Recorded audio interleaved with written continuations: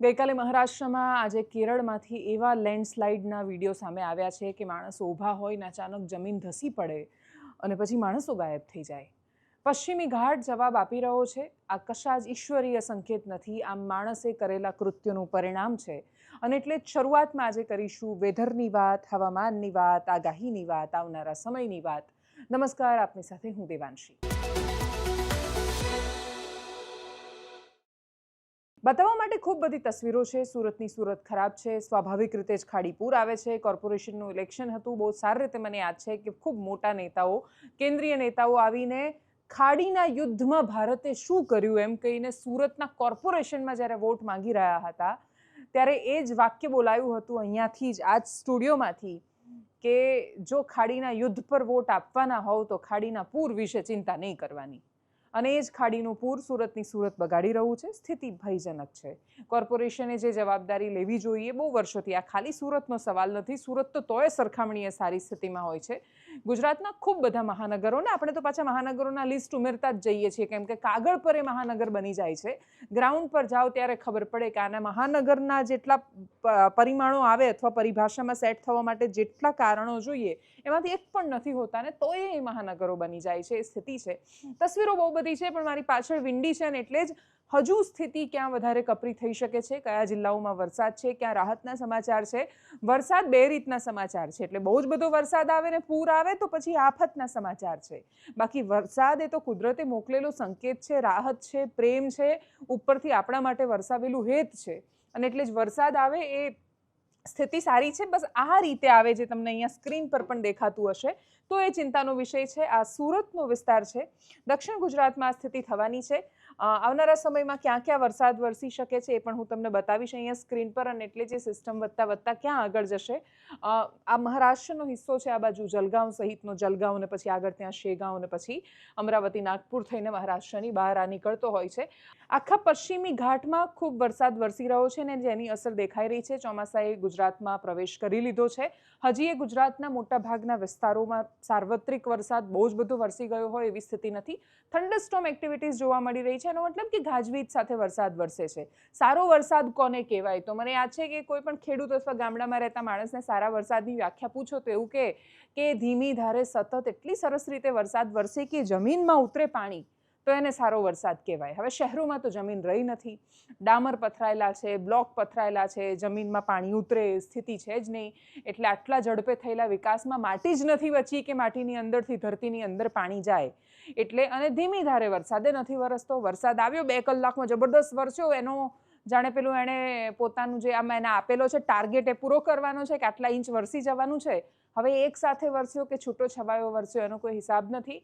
હાલની સ્થિતિમાં સુરત, દક્ષિણ ગુજરાતના બાકીના જિલ્લાઓમાં વરસતો વરસાદ, પૂર્વના વિસ્તારમાં પણ વરસાદનું જોર વધશે. અને એ તમને અહીંયા વિંડીમાં પણ દેખાતું હશે કે આ સિસ્ટમ જેમ અહીંયા મહારાષ્ટ્ર બાજુ આગળ વધી રહી છે એમ અહીંયા પણ એક સિસ્ટમ બનેલી છે.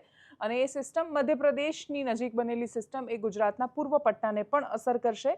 એટલે બુધવારે વરસતો વરસાદ એ ગુજરાતના પૂર્વ પટ્ટામાં ખૂબ વધારે વરસાદ લઈને આવશે. વડોદરા સહિતના વિસ્તારોએ પણ તૈયાર રહેવાનું છે. વડોદરા પણ વિશ્વામિત્રીની બહુ બધી તૈયારીઓ પછી તૈયાર હોય એવી આપણે અપેક્ષા રાખીએ. આ વડોદરા ગોધરાનો વિસ્તાર, અહીંયાથી ઉપર આ ઇન્દોરનો જે દાહોદવાળો પટ્ટો છે આખો, અહીંયા રાજસ્થાન બોર્ડર આવી જાય, અહીંયા એમપીની બોર્ડર છે. એટલે દાહોદ સહિતના વિસ્તારમાં પંચમહાલ, દાહોદ, મહીસાગર, વડોદરા, છોટાઉદેપુર અને પછી નીચે દક્ષિણ ગુજરાત, ત્યાં બધે જ ખૂબ વધારે વરસાદ વરસે. કાલે બુધવારે સવાર સુધીમાં એવી શક્યતા છે. એના પછી એ સિસ્ટમ આગળ વધશે. અહીંયા મધ્યપ્રદેશનું મંદસૌર છે, અહીંયા ઉપર ઉદયપુર છે રાજસ્થાનનું. એ વરસાદ વરસતા વરસતા હજી 9 તારીખ સુધી વરસાદ વરસતો દેખાશે. પણ એ આખી સિસ્ટમ તમે જો જોઈ હોય તો એ દક્ષિણ સૌરાષ્ટ્રના હિસ્સામાં, દક્ષિણ ગુજરાતમાં અને પૂર્વ પટ્ટાના વિસ્તારમાં વરસાદ વરસ્યો છે. બનાસકાંઠા સહિતના વિસ્તારમાં વરસાદ જોવા મળ્યો છે. એવો વરસાદ નથી કે જેની બહુ જ મોટી અસર થાય. અને અહીંયા જ્યારે એક સિસ્ટમ બને ત્યારે બહુ જ બધો વરસાદ એ ખેંચાઈને જાય છે ને એટલે જ 9 તારીખ પછી ગુજરાતમાં બહુ એટલો બધો વરસાદ દેખાઈ રહ્યો નથી. નવી સિસ્ટમ બનશે, નવી લહેર આવશે ને પછી ફરીથી નવો વરસાદ આવશે. આ શનિવાર સુધીની તસવીર છે ને એટલે જ શનિવારે જે સિસ્ટમ તમને અહીંયા બનેલી દેખાતી હતી મધ્યપ્રદેશમાં, એકદમ મધ્યપ્રદેશની બોર્ડર પર, ગુજરાત અને એમપીની બોર્ડર પર, એ છેક આગળ અહીંયા યુપીના પ્રયાગરાજ સુધી જાય ને ત્યાં વરસાદ લઈને આવે એવી સંભાવનાઓ છે. અને એના પછી વરસાદની નવી સિસ્ટમ, નવી લહેર અહીંયાથી પ્રવેશ કરશે. પણ ત્યાં સુધીમાં આપણે જે કહીએ છીએ કે ગુજરાતમાં સાર્વત્રિક વરસાદ, તો એ સ્થિતિ થઈ નથી. એનું કારણ એ છે કે કચ્છનો, મોરબીનો, જામનગરની ઉપરનો વિસ્તાર, ખૂબ બધા જિલ્લા એવા છે, દેવભૂમિ, દ્વારકા સહિતના, કે વરસાદ આવ્યો છે પણ એટલો વરસાદ નથી આવ્યો કે એને વાવણી લાયક ખેડૂતો નક્કી કરી શકે કે વરસાદ વાવણી લાયક હતો કે નહીં. પણ હજી જો એ વરસાદ નથી વરસતો તો એ ગુજરાત માટે બહુ સારી સ્થિતિ નથી, કેમ કે જ્યાં વરસ્યો ત્યાં પૂર લઈને આવ્યો અને બાકીની બધી જગ્યાએ ચિંતાજનક સ્થિતિ છે. હવામાન વિભાગની આગાહી એ જ જિલ્લાઓમાં રેડ એલર્ટ આપી રહી છે. એમણે જિલ્લા વાઇઝ યાદી બહાર પાડી છે અને યાદી કહી રહી છે કે આવનારા સમયમાં કયા કયા વિસ્તારોએ તૈયાર રહેવાનું છે. એમાં સુરત, નવસારી, વલસાડ, ડાંગ, તાપી, દાદરા દમણ, નગર હવેલી, સેલવાસવાળો આખો વિસ્તાર, એ જગ્યાએ રેડ એલર્ટ છે. દક્ષિણ સૌરાષ્ટ્રમાં અમરેલી અને ભાવનગરમાં મુશળધાર વરસાદ વરસ્યો છે. જૂનાગઢમાં પણ પૂર જેવી સ્થિતિનું ઘણા ખરા અંશે નિર્માણ થયું હતું અમરેલી બોર્ડર પર આવેલા વિસ્તારોમાં. એટલે ચારેય બાજુ વરસાદની સ્થિતિના કારણે જ્યાં જ્યાં જરૂર પડી રેસ્ક્યુની ઓપરેશન્સ બધા કરવામાં આવ્યા. સુરત શહેર છે અને શહેરોની સ્થિતિ ખરાબ થઈ જતી હોય છે. અનેક જગ્યાઓ એવી જોવા મળી કે લોકો વિડીયો બનાવી રહ્યા હતા.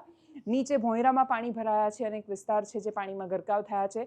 સરથાણાના વિડીયો સામે આવ્યા. સચિન જીઆઈડીસી વિસ્તારમાં 2 બાળકો વરસાદમાં નાહી રહ્યા હતા ને પછી વરસાદમાં તો નીચે દેખાય નહીં, ખાડામાં પડી ગયા, ભાળ મળી નથી.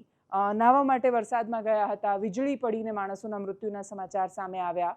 અપમૃત્યુના બનાવો બનતા હોય છે. આપણે એને કુદરતી આફત એવું કહી દઈએ છીએ, પણ એનું 3, 4, 5 વર્ષનું બાળક જાય એને ખબર પડે ને કે ખાડામાં પડીને બાળકનું મૃત્યુ થાય ને પછી કોઈ એને એવું કહે કે કુદરતી છે તો એ માની લેશે. એવું પણ એ દરેક વખતે કુદરતી હોતું નથી. ગટરના ખુલ્લા ઢાંકણા કોઈનો જીવ લઈ જાય અને આપણે એને કુદરતી ઘટનાઓમાં ખપાવી દઈએ, એટલી હદ સુધીના અસંવેદનશીલ આપણે ન બનીએ એવી અપેક્ષા છે. નજર કરીએ સુરતથી આવેલી તસવીરો પર.